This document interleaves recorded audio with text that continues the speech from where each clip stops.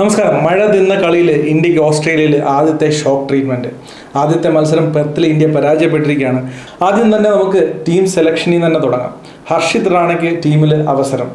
ഭയങ്കര വിവാദങ്ങളൊക്കെ കഴിഞ്ഞ ദിവസങ്ങൾ നടന്നൊരു വിഷയം തന്നെയാണ്. ഹർഷിത് റാണ എങ്ങനെയാണ് ടീമിൽ കയറുന്നതെന്ന് അറിയില്ല എന്നുള്ളത് പലരും സംശയം ഉന്നയിച്ചിരുന്നു. ഹർഷിത് റാണ മികച്ച ബോളറാണെന്നുള്ള കാര്യത്തിൽ യാതൊരു സംശയമില്ല. പക്ഷേ പ്രസിദ്ധ് കൃഷ്ണയെ പോലെ ഒരു ഹിറ്റ് ദ ഡെക്ക് ബോളറിനെ ഓസ്ട്രേലിയൻ കണ്ടീഷൻസിൽ കളിപ്പിക്കാതിരിക്കുന്നതിന് ശരിക്കും പറഞ്ഞാൽ എനിക്ക് അഭിപ്രായമല്ല. അവർക്ക് അവരുടേതായ റീസൺസ് ഉണ്ടാകും ഹർഷിത് റാണയെ കളിപ്പിക്കാതിരുന്നതിൽ. അതുപോലെ തന്നെ കുൽദീപ് യാദവ് ടീമിലില്ലായിരുന്നു. ബൂംറ ഈ ഒരു ഓഡിയിൽ കളിക്കാതിരുന്ന ഇന്ത്യയെ സംബന്ധിച്ച് വലിയൊരു പരാജയം തന്നെയാണ്. കാരണം വെസ്റ്റ് ഇൻഡീസുമായിട്ടുള്ള ടെസ്റ്റിൽ ബൂംറ കളിച്ചില്ല എന്നുണ്ടെങ്കിലും ഒരു നഷ്ടവും ഇന്ത്യക്ക് വരാനില്ലായിരുന്നു. പക്ഷേ ഈ ഓഡി സീരീസിൽ ശരിക്കും പറഞ്ഞാൽ ബൂംറ കളിക്കേണ്ടത് തന്നെയായിരുന്നു. പ്രത്യേകിച്ചും ഓഡി സീരീസ് ആദ്യം തുടങ്ങുന്നത് T20 അല്ലല്ലോ, ഓഡി സീരീസാണ് ആദ്യം തുടങ്ങുന്നത്. അതുപോലെ തന്നെ വേറെ കാര്യമാണ് അക്സർ പട്ടേലിനെയും വാഷിംഗ്ടൺ സുന്ദറിനെയും ഒരുമിച്ച് കളിപ്പിക്കുന്നത്. രണ്ട് സ്പിന്നേഴ്സ് ഓസ്ട്രേലിയൻ കണ്ടീഷൻസിൽ കളിപ്പിക്കുന്നത് എന്തുകൊണ്ടാണെന്ന് എനിക്ക് മനസ്സിലാവുന്നില്ല. ഇന്ത്യ ഒന്നെങ്കിൽ 4 പേസ് ബോളേഴ്സിനെ കളിപ്പിക്കുക പ്ലസ് നിതീഷ് കുമാർ റെഡ്ഡി ആൻഡ് അക്സർ പട്ടേൽ എന്നുള്ളൊരു ഇതിലേക്ക് എത്തുക. അപ്പോൾ ഒരു 10 ഓവർ നിതീഷ് കുമാർ റെഡ്ഡി ആൻഡ് അക്സർ പട്ടേൽ, ബാക്കി 4 പേസ് ബോളേഴ്സ്. അപ്പോൾ സെക്യൂർ ആയിട്ട് 50 ഓവേഴ്സിനുള്ള ഒരു റിസോഴ്സ് ഇന്ത്യക്ക് ഉണ്ടാവും. ഇല്ലാന്നുണ്ടെങ്കിൽ 20 ഓവേഴ്സ് ശരിക്കും പറഞ്ഞാൽ അക്സർ പട്ടേൽ, വാഷിംഗ്ടൺ സുന്ദർ ആൻഡ് നിതീഷ് കുമാർ റെഡ്ഡി എന്ന് പറയുമ്പോൾ ഓസ്ട്രേലിയൻ കണ്ടീഷൻസിൽ ഈ സ്പിന്നേഴ്സിന് ഇന്നൊന്നും ടേണൊന്നും കിട്ടുന്നില്ലായിരുന്നു. അപ്പോൾ ടേൺ കിട്ടാത്തൊരു പിച്ചിൽ 2 സ്പിന്നേഴ്സും നിതീഷ് കുമാർ റെഡ്ഡിയെ പോലെ ഒരു അര ബോളറും കൂടെ ബോൾ ചെയ്ത് 20 ഓവർ ഓസ്ട്രേലിയക്ക് ശരിക്കും പറഞ്ഞാൽ അതൊരു ഗിഫ്റ്റാണ്. ആ ഒരു 20 ഓവർ എന്ന് പറയുന്നത് ഇന്ത്യ ഇപ്പോഴത്തെ ഒരു റിസോഴ്സ് വെച്ചിട്ട് ഇന്ത്യക്ക് ശരിക്കും പറഞ്ഞാൽ 4 പേസ് ബോളേഴ്സിനെ തന്നെ കളിപ്പിക്കേണ്ടതായിട്ട് വരും ബോളിംഗ് സ്ട്രോങ് ആക്കണമെന്നുണ്ടെങ്കിൽ. പ്രത്യേകിച്ചും അഡലേഡിലേക്ക് പോകുമ്പോൾ അവിടെ കുറച്ചും കൂടെ ബാറ്റിംഗ് ഫ്രണ്ട്ലി ആയിട്ടുള്ള കണ്ടീഷനാണ്. അവിടെ ഓസ്ട്രേലിയൻ ബാറ്റ്സ്മാരെ പിടിച്ച് കെട്ടണമെന്നുണ്ടെങ്കിൽ സ്ട്രോങ് ആയിട്ടുള്ള ബോളിംഗ് വേണം. ബൂംറ ഇല്ലാത്ത സ്ഥിതിക്ക് 4 പേസ് ബോളേഴ്സിനെ കളിപ്പിക്കുന്നത് തന്നെയായിരിക്കും ഇന്ത്യയുടെ മുമ്പിലുള്ള ഏറ്റവും നല്ല സൊല്യൂഷൻ. ഇനി ഇന്ത്യയുടെ ബാറ്റിംഗിലേക്ക് വന്നു കഴിഞ്ഞാൽ ഈ ഒരു പിച്ച് ആദ്യത്തെ 25 ഓവേഴ്സ് വളരെ ഡിഫിക്കൽട്ട് ആയിരിക്കും എന്നുള്ള കാര്യം നേരത്തെ അറിയാവുന്ന ഒരു കാര്യം തന്നെയാണ്. ടോസ് വളരെ ഇമ്പോർട്ടൻ്റ് ആയിരുന്നു, വളരെ ക്രൂഷ്യലായിരുന്നു. ഓസ്ട്രേലിയക്ക് നല്ല ഭാഗ്യമുണ്ട് ടോസ് കിട്ടാനായിട്ട്. ഇന്ത്യ ബാറ്റിംഗിന് അയച്ചു. സ്വാഭാവികമായിട്ട് ഒരു തകർച്ച പ്രതീക്ഷിച്ചിരുന്നു, അത് തന്നെ സംഭവിച്ചു. ഇന്ത്യയുടെ ടോപ്പ് 3 ബാറ്റ്സ്മാൻമാർ പെട്ടെന്ന് തന്നെ ഔട്ടായി. വിരാട് കോഹ്ലി, രോഹിത് ശർമ്മ ആൻഡ് ശുഭ്മൻ ഗില്ലും. ഇതിനകത്ത് രോഹിത് ശർമ്മ കുറച്ചൊക്കെ മിഡിൽ ചെയ്തു, ബോൾ ഒന്ന് ടച്ചൊക്കെ ചെയ്തു. പക്ഷേ വിരാട് കോഹ്ലി ഡക്കാണ് ആയത്. അത് ഹേസൽവുഡ് അതുപോലെ തന്നെ മിച്ചൽ സ്റ്റാർക്ക്, ഈ ബോളേഴ്സ് നല്ല ലാറ്ററൽ മൂവ്മെൻറ്റും കിട്ടുന്നുണ്ടായിരുന്നു. അവരുടെ ലെങ്സും പ്രോപ്പറായിരുന്നു. ആ ഒരു കണ്ടീഷൻസിനെ അവർ നല്ല രീതിയിൽ യൂസ് ചെയ്തു. ഇന്ത്യയുടെ ആ ഒരു തകർച്ചയിൽ നിന്ന് ഇന്ത്യക്ക് കരകയറാനായിട്ട് ശരിക്കും പറഞ്ഞാൽ പറ്റിയില്ല. KL രാഹുൽ ആൻഡ് അക്സർ പട്ടേൽ നല്ലൊരു ഇന്നിങ്സ് കളിച്ച് ഇന്ത്യ ഏകദേശം കരകയറ്റി എന്ന് വേണമെങ്കിൽ പറയാം.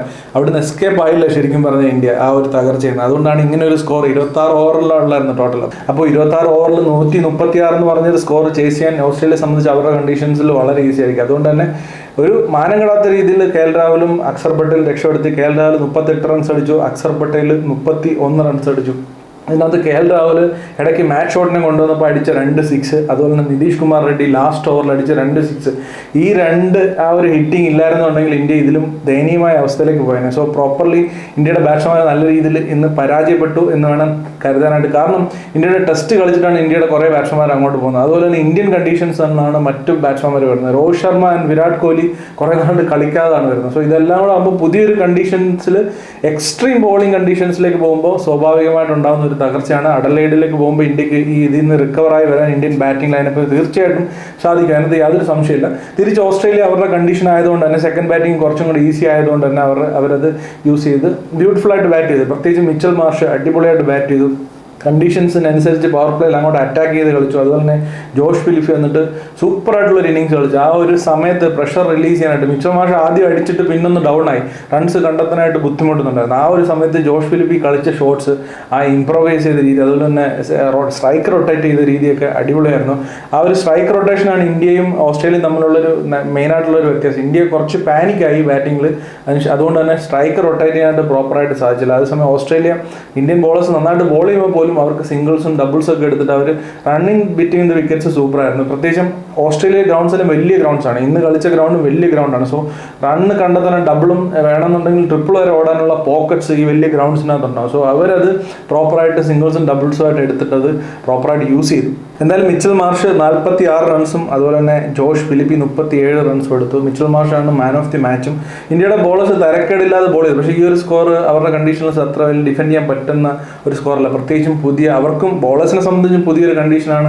പ്രോപ്പറായിട്ടുള്ള ലെങ്ത് കണ്ടെത്താനായിട്ട് വളരെ ബുദ്ധിമുട്ടുണ്ടാകും. ആ ഒരു റിതത്തിലേക്ക് എത്താനായിട്ട് ടൈം എടുക്കും.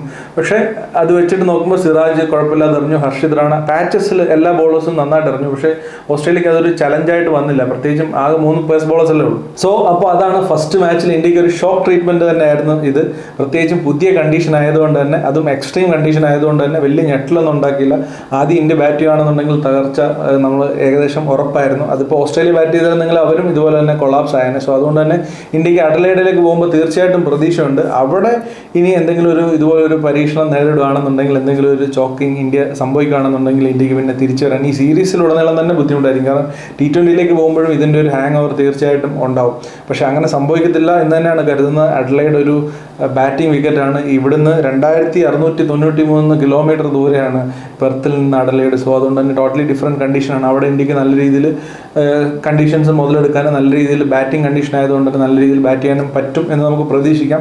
ഓസ്ട്രേലിയയുടെ ബോളേഴ്സ് സൂപ്പറായിട്ട് ബോൾ ചെയ്ത്, പ്രത്യേകിച്ചും ജോഷ് ഹേസൽവുഡും അതുപോലെ തന്നെ സ്റ്റാർക്കും അവർക്ക് ആ ലാറ്ററൽ മൂവ്മെൻറ്റ്സും കിട്ടി. അതുപോലെ തന്നെ പിച്ചിൻ്റെ ബൗൺസും അവർക്കറിയാലോ ഓസ്ട്രേലിയൻ കണ്ടീഷൻസിൽ ഏത് ലെങ്ത്തിൽ എറിയണം എന്നുള്ളത് അവരെ പഠിപ്പിക്കേണ്ട ആവശ്യമില്ല. ഇത്ര എക്സ്പീരിയൻസ് ഉള്ള ബോളേഴ്സ്. സോ അവരത് കണ്ടീഷൻസും കൂടെ അനുകൂലമായതുകൊണ്ട് നല്ല രീതിയിൽ യൂസ് ചെയ്തു. ഇന്ത്യൻ ബാറ്റ്സ്മാർക്ക് അവിടെ പിടിച്ചു നിൽക്കാനായിട്ട് പറ്റിയില്ല. സ്വാഭാവികം ഈ പരാജയത്തിൽ അധികം ഡെസ്പോണ്ട കാര്യം ഇന്ത്യക്കില്ല. കാരണം ഇതൊക്കെ കൊണ്ട് തന്നെ അപ്പോൾ അടുത്ത അഡലൈഡിലേക്ക് പോകുമ്പോൾ കാര്യങ്ങൾ വ്യത്യസ്തമാവുമെന്ന് നമുക്ക് പ്രതീക്ഷിക്കാം. പക്ഷേ അഡലൈഡിലേക്ക് പോകുമ്പോൾ 4 പേസ് ബോളേഴ്സ് ഇന്ത്യ കളിപ്പിക്കണം എന്നാണ് എൻ്റെ ഒരു അഭിപ്രായം. നിങ്ങളുടെ അഭിപ്രായങ്ങൾ തീർച്ചയായിട്ടും കമൻറ്റ് ബോക്സിൽ പങ്കുവെക്കുക. ഇന്ത്യയുടെ ആ ഒരു കോമ്പിനേഷൻ്റെ കാര്യത്തിൽ എന്നെ സംബന്ധിച്ച് 4 പേസ് ബോളേഴ്സ് വേണം. നിതീഷ് കുമാർ റെഡ്ഡി, അക്സർ ആൻഡ് വാഷിംഗ്ടൺ സുന്ദർ കൂടെ 20 ഓവർ ബോൾ ചെയ്യുന്നത് ഇന്ത്യക്ക് ഒരു വലിയ പണിയായിട്ട് മാറുമെന്നാണ് എനിക്ക് തോന്നുന്നത്. നിങ്ങളുടെ അഭിപ്രായങ്ങൾ തീർച്ചയായിട്ടും കമൻറ്റ് ബോക്സിൽ പങ്കുവെക്കുക. അതുപോലെ തന്നെ വിരാട് കോഹ്ലി ആൻഡ് രോഹിത് ശർമ്മ വിരമിക്കണമെന്നൊക്കെ പറഞ്ഞിട്ട് കുറേ പേര് കമൻസിൽ പറയുന്നുണ്ടായിരുന്നു. അതിനെപ്പറ്റി ഒരു വീഡിയോ ചെയ്തപ്പോൾ അതിൻ്റെ കമൻസിൽ വന്നിട്ട് കുറേ പേര് പറയുന്നുണ്ടായിരുന്നു. തീർച്ചയായിട്ടും ആ ഒരു വിഷയത്തെ സംബന്ധിച്ച് മാത്രമായിട്ടൊരു വീഡിയോ തീർച്ചയായിട്ടും ചെയ്യുന്നതായിരിക്കും. നിങ്ങളുടെ അഭിപ്രായങ്ങൾ തീർച്ചയായിട്ടും കമൻറ്റ് ബോക്സിൽ പങ്കുവെക്കുക. അപ്പോൾ മറ്റൊരു ക്രിക്കറ്റ് റിലേറ്റഡ് വീഡിയോയിൽ വീണ്ടും കാണുന്നിടം വരെ ബൈ.